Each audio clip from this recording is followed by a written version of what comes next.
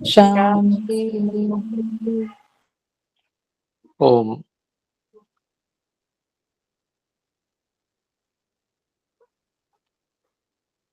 आजीवन स्वस्थ कैसे रहें, इस विषय में इस समय में हम बात करते हैं। और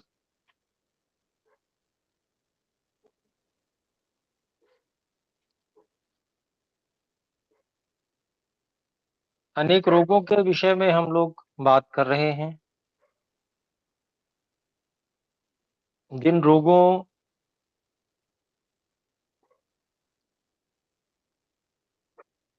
का होना अनेक प्रकार के प्रमाद से संभव होता है अथवा अज्ञान से संभव होता है, और यदि हमें उनके बारे में पहले से पता हो तो हम उन रोगों को पहचान कर और उसकी चिकित्सा रोग होते ही कर लें तो रोग अतिशीघ्र शांत हो जाता है। अन्यथा देर पर देर करते जाने से रोग और अधिक बढ़ता चला जाता है।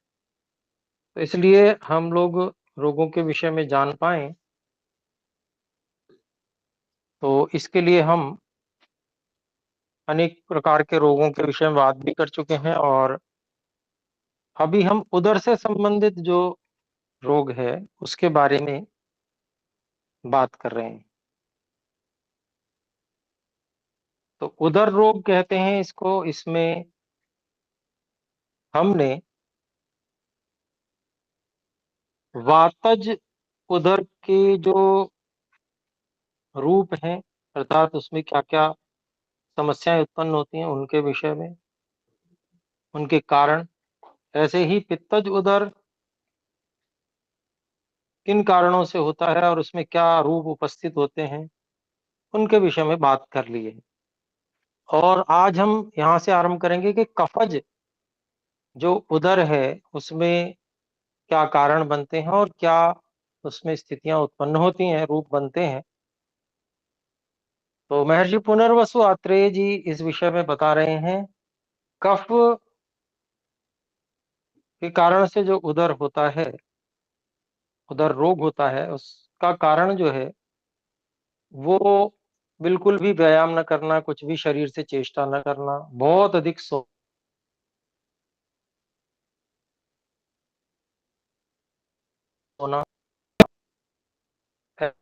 बहुत मधुर, अत्यंत स्निग्ध और जो चिपचिपे पिच्छिल आहार, दही आदि का अत्यधिक सेवन करना, मांस मछली इनका बहुत सेवन करना, इनके कारण से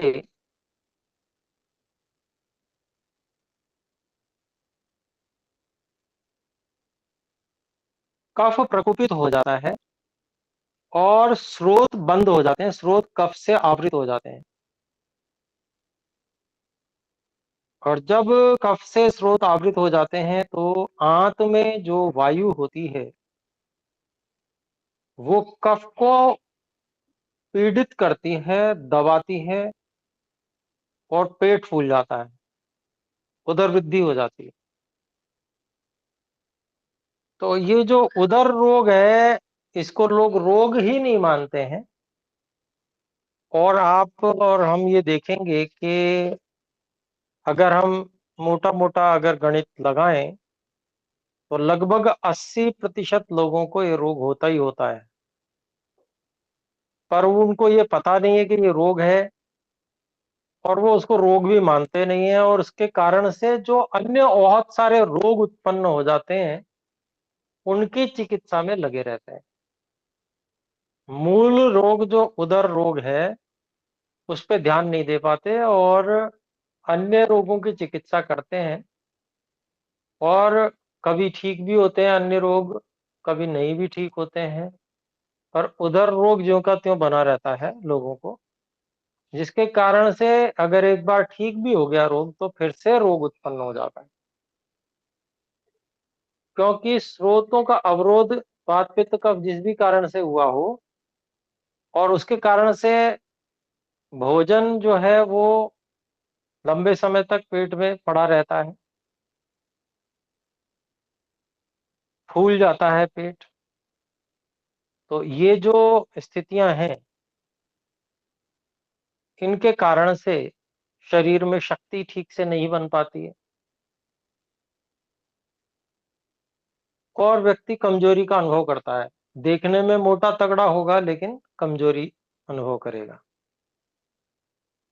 तो यहाँ पर देखते हैं कफ से क्या रूप उपस्थित होते हैं। गुरुता रहती है, भारीपन रहता है, भोजन आदि में अरुचि रहती है, अपचन रहता है, अंगमर्द होता है, अर्थात अंगों में जैसे कोई दबा रहा है, पीड़न कर रहा है, उस तरह का दर्द होता है। अंग सो जाते हैं। सो जाना कहते हैं ना कि पैर सो गया, पैर क्या सोता है, झंझनाहट होती है वहां पे। और वहां फिर स्पर्श का ज्ञान अनेक बार नहीं होता है। हाथ पैर, अंडकोश और ऊरु, इन स्थानों पे शोथ होता है, सूजन आ जाती है। ऐसे ही जी मिचलाना की स्थिति होती है। निद्रा खूब आती है, अर्थात जब चाहो जब देखो तभी नींद आती रहती है। ऐसी खांसी हो जाना, बीच में श्वास का प्रभाव हो जाना, नाखून, नेत्र, मुंह, त्वचा, मूत्र, पुरीश, ये सब सफेद रहते हैं। और जो उदर होता है, उदर पे भी सफेद जैसी शिराएं दिखती हैं। कुछ इस प्रकार से बहुत पेट बहुत भारी लगता है, जैसे किसी ने गीले वस्त्र से इसको ढक दिया हो, ऐसी अनुभूति होती है। और पेट कठोर रहता है।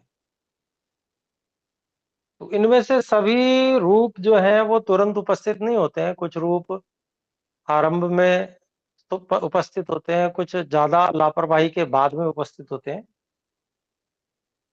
तो जो भी स्थिति है अगर पता चलती है इस प्रकार की, तो उसको कफ उदर ऐसा समझना चाहिए। तो कारण भी हमें पता चला कफोदर का, और क्या रूप उपस्थित होते हैं वो पता चल गया। तो जानकारी एक बहुत बड़ा साधन है, बचने के लिए उपाय किया जा सकता है। फिर इसी प्रकार से जैसे वात उदर होता है, पित्त उदर होता है, कफ उदर होता है, ऐसे ही एक सन्निपात उदर भी होता है। सन्निपात में तीनों दोष मिले रहते हैं और तीनों ही बिगड़े रहते हैं। तो क्यों होता है सन्निपात? सन्निपात, जो बहुत दुर्बल अग्नि वाला व्यक्ति है, वो अगर अपथ्य भोजन करे, अर्थात जो उसके लिए मना है, उसके स्रोतों का अवरोध करने वाला ऐसा भोजन वो करता है, या वो विरुद्ध आहार करता है, अगर बहुत भारी भोजन करता है, अथवा कुछ ऐसी पुरुष या महिलाएं होते हैं जो बहुत दुष्ट होते हैं, दुष्ट प्रकृति के होते हैं, वो वशीकरण करने के लिए आहार में कुछ ना कुछ आर्तव, अर्थात जो स्त्री का स्राव होता है, लोम अर्थात कुछ बाल आदि छोटे छोटे काटकर पीस कर, या पुरीश, मूत्र, अस्थि, नख, इनको पीस कर, या मंद विषों को भोजन में मिला के दे देते हैं। ऐसे लोग जो दुष्ट लोग होते हैं और अपने आप को तांत्रिक बताते हैं और तांत्रिक से प्रभावित रहते हैं दुष्ट लोग, तो वो इस प्रकार के कर्म करते हैं। इस प्रकार के अगर कहीं फंस गया व्यक्ति, तो फिर ऐसे कुपित हुए वात आदि जो तीनों दोष हैं, और वो धीरे धीरे कोष्ठ में विकार को उत्पन्न करते हैं, और मनुष्य में ये सन्निपातज उदर रोग उत्पन्न हो जाता है। तो मुख्य मुख्य दो तीन यहाँ पर संधिपातज के लिए कारण बताए गए हैं। एक तो दुर्बल अग्नि वाला यदि अपथ्य करे या विरुद्ध आहार करे,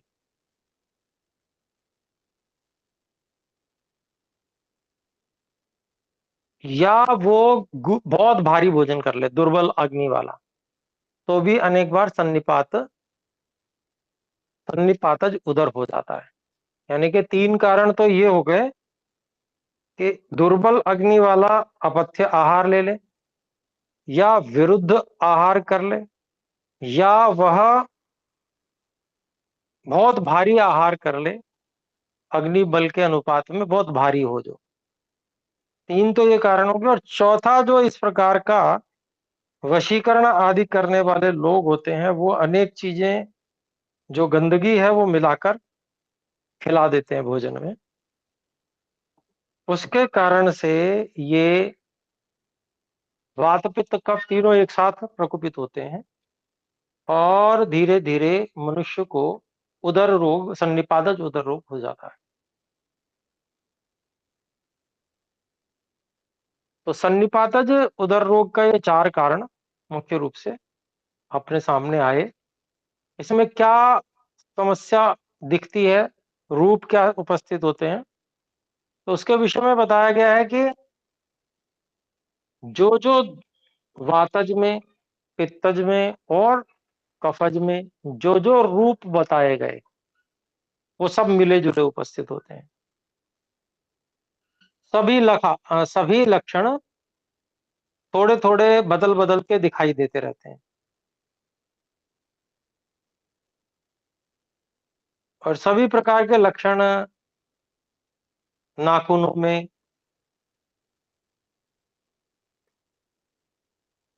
और जैसे उदर पर सभी रंग की जैसे लकीरें हैं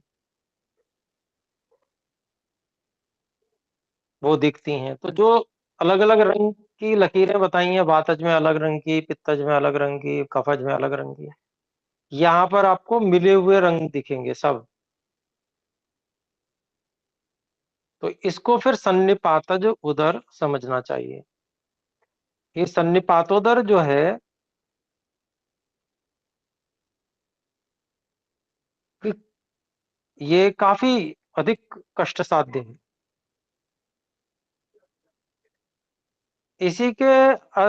इसी से थोड़ा सा भिन्न प्लीहोदर, एक और प्रकार का उदर है, प्लीहा उदर। ये अंग से संबंधित है। जैसे प्लीहा होती है वो बढ़ जाना आजकल कहते हैं, ऐसे ही यकृत उदर होता है, उसमें यकृत बढ़ जाता है ऐसा कहते हैं। तो उसी संबंधी ये बात यहाँ पर प्लीहा उदर और उसमें यकृत उदर भी समझ लेंगे।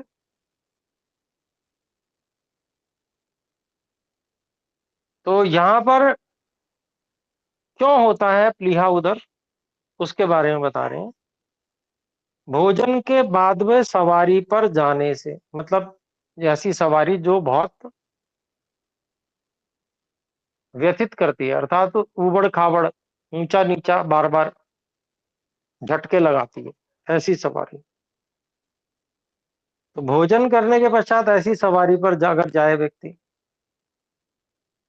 या भोजन के पश्चात बहुत अधिक दैहिक चेष्टाएं करें, शरीर से बहुत काम करे भोजन करने के बाद भी, तो उससे संक्षोभ हो जाने पर या संतानोत्पत्ति के लिए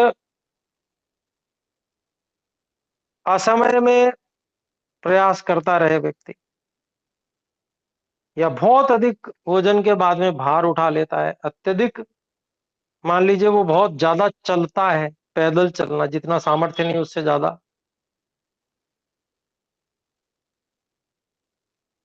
अगर कोई व्यक्ति बहुत किसी रोग से दुर्बल हो गया है, कृश हो गया है, तो दुर्बल हो जाने से बाईं ओर जो पसली होती है, नीचे वाली पसली, उसके नीचे प्लीहा होती है, वो अपने स्थान से हटकर बढ़ जाती है।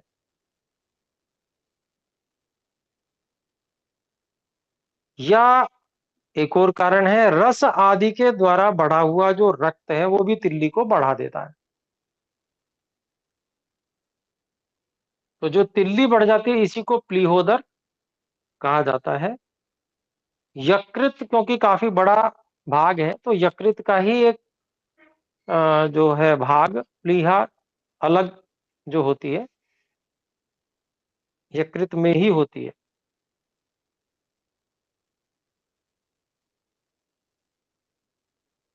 तो वो बढ़ जाती है।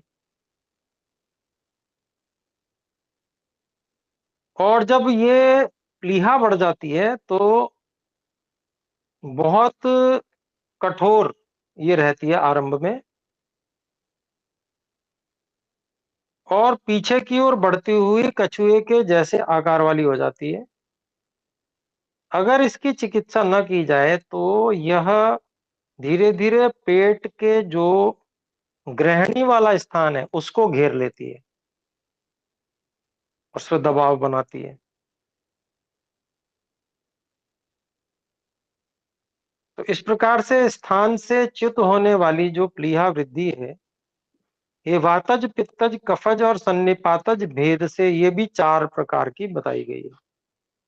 इसके अलावा 5वें प्रकार की और भी है, वो रक्तज वृद्धि है।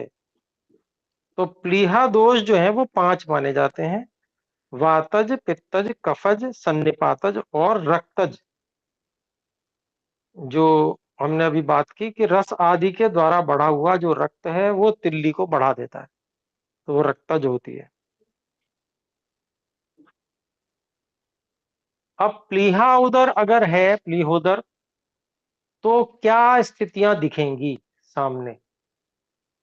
तो बहुत दुर्बलता होती है, व्यक्ति कमजोरी का अनुभव करता है, भोजन में अरुचि रहती है, अपचन होता है, मलमूत्र होता ही नहीं है, मलमूत्र की प्रवृत्ति नहीं हो पाती है, अंधकार प्रवेश होता है, आंखों के सामने अंधेरा छा जाता है अनेक बार, प्यास अधिक लगती है, अंगमर्द होता है, शरीर में अंगों में जैसे कोई पीड़न कर रहा हो, मरोड़ने के समान पीड़ा। ऐसे ही अनेक बार मूर्छा आ जाती है, शरीर में शिथिलता रहती है, खांसी बहुत होती है, श्वास का रोग हो जाता है, थोड़ा मीठा मीठा बुखार बना रहता है, पेट में अफारा होता है, जठर अग्नि का नाश हो जाता है, व्यक्ति का शरीर सूखता जाता है, कृशता हो जाती है, और मुख विरस रहता है, अर्थात मुंह का स्वाद ठीक नहीं रहता। ऐसे ही जो संधियां हैं, पर्व हैं, उनमें भेदन के समान पीड़ा होती है, और कोष्ठ में वातज शूल होता है। उदर का वर्ण अरुण या विकृत वर्ण का पीला जैसा हो जाता है, नीली, हरी या हल्दी के रंग जैसी व्यक्त शिराएं पेट पर, उदर पर दिखाई देती हैं।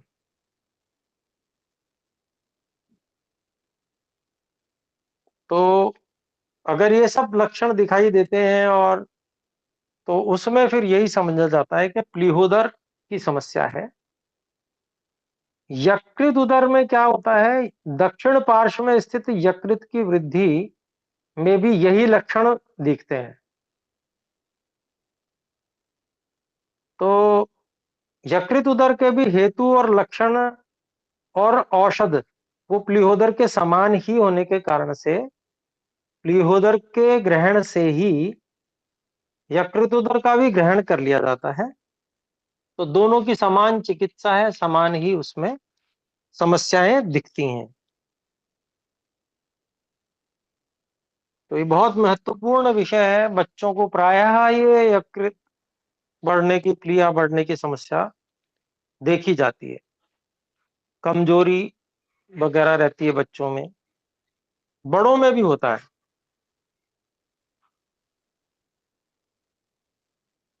तो ये प्लीहोदर के विषय में बात हुई। इसके अलावा बद्धोदर होता है, बद्ध गुदोदर भी उसको कहते हैं।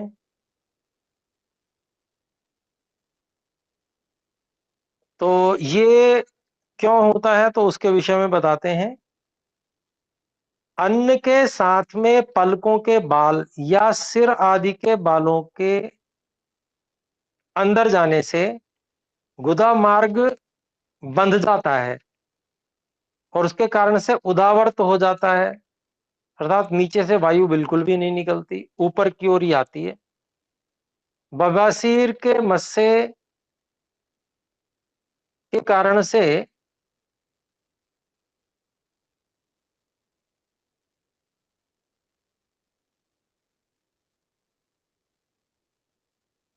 जो मार्ग रुक जाता है, उसके कारण से कुपित होकर अपान वायु जठराग्नि का नाश कर देता है। पुरुष पित्त और कफ रुक जाता है और फिर उदर उत्पन्न होता है। तो ये जो है बद्ध गुदोदर कहा जाता है।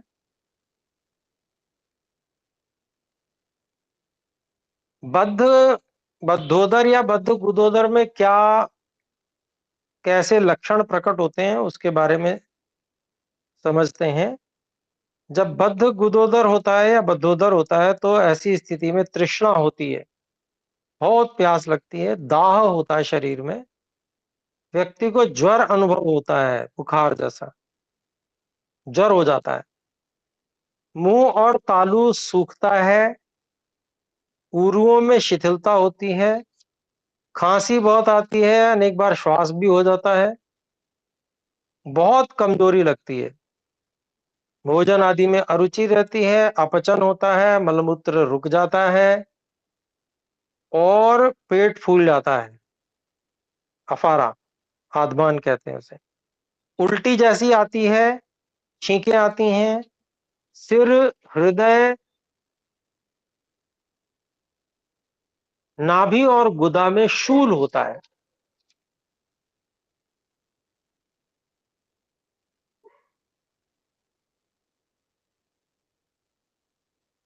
मूढ़ बात रहती है पेट में, कभी ऊपर की ओर कभी नीचे की ओर ये जाती है पर निकलती नहीं है। और पेट पर अरुण वर्ण की नीले रंग की जो है शिराएं सी दिखाई देती हैं,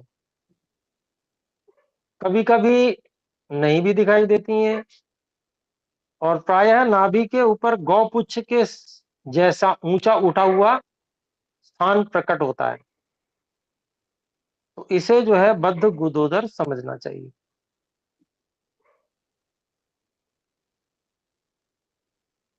तो ये बद्ध गुदोदर है, इसमें कारण भी हमने जाने और इसमें क्या लक्षण प्रकट होते हैं वो भी ज्ञात हुए। बहुत से लक्षण जो है एक समान जैसे लगते हैं, जैसे अरुचि, भूख न लगना, ये तो एक सभी में एक कॉमन जैसे होते हैं, लेकिन कुछ लक्षण ऐसे भी होते हैं जो दूसरे किसी में नहीं होते, तो उन्हीं के आधार पर पहचाना जाता है। इसके अलावा एक छिद्रोदर भी है। तो छिद्रोदर कब होता है, जब अन्न के साथ में पत्थर के टुकड़े, कोई तिन के या लकड़ी के टुकड़े या कोई हड्डी का टुकड़ा या कांटा ऐसा पेट में चला जाता है।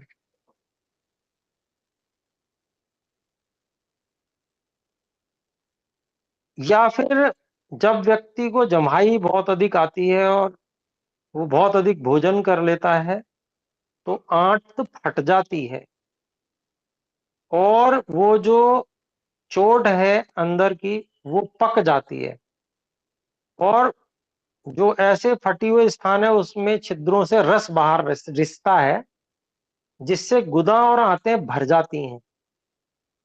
तो इसी को छिद्रोदर रोग कहते हैं।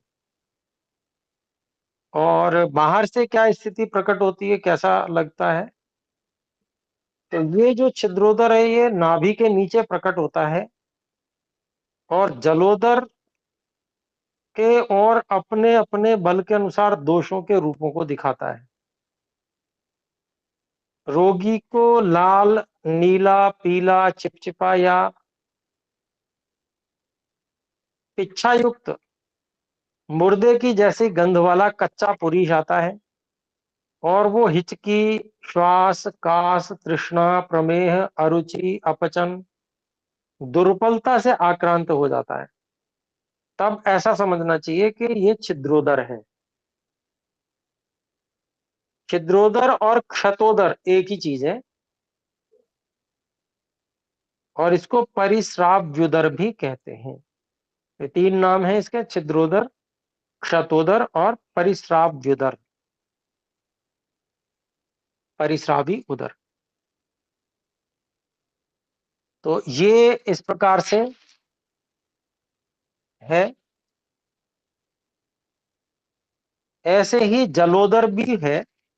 तो जलोदर में क्या होता है, जब व्यक्ति ज्यादा स्नेहपान करता है उसके बाद में, या कोई मंदाग्नि वाला कमजोर व्यक्ति है, अत्यंत कृश है, वो बहुत अधिक जल पी ले और उसके अग्नि के नष्ट हो जाने पर क्लोम में स्थित वायु उसी जलपान से रुद्ध मार्ग स्रोतों में जल मिश्रित कफ उसी जल को अपने स्थान से उदर के लिए बढ़ाते हैं। तो अर्थात जल को बढ़ाकर उदर रोग को उत्पन्न करते हैं। तो ये पानी जो है वो उदर आवरण में भरा रहता है और हिलने पर वो जैसे मशक बजता है इस तरह से बजता भी है। तो लक्षण में क्या लक्षण प्रकट होते हैं, तो आहार में अभिलाषा नहीं होती, प्यास लगती है, गुदा से स्राव होता है, तूल उठता है, श्वास और खांसी रहती है, दुर्बलता हो जाती है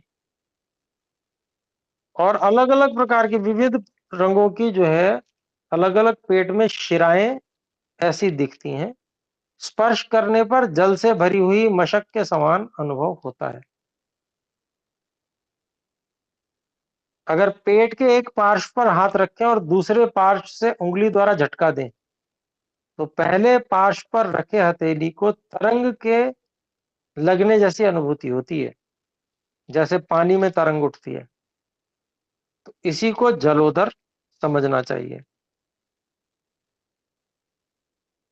तो जो तो उदर नया हो, उपद्रव जिसमें ज्यादा ना हो, तो वो तो भाई ठीक हो जाता है, जल्दी से चिकित्सा करें तो ठीक हो जाता है। पानी ना भरा हुआ हो, जलोदर हो जाए तो बहुत कठिन है।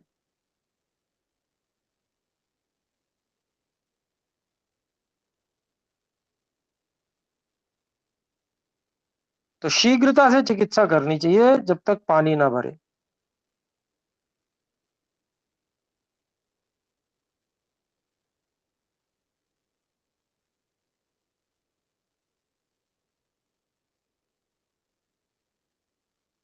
तो आज इतना ही रखते हैं, समय भी हो गया है और इस विषय में हम अगली कक्षा में बात करेंगे।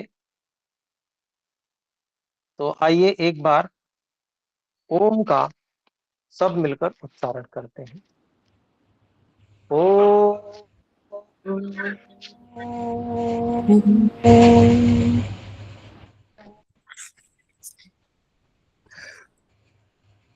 नमस्ते जी। सादर नमस्ते आचार्य जी। नमस्ते गुरु जी।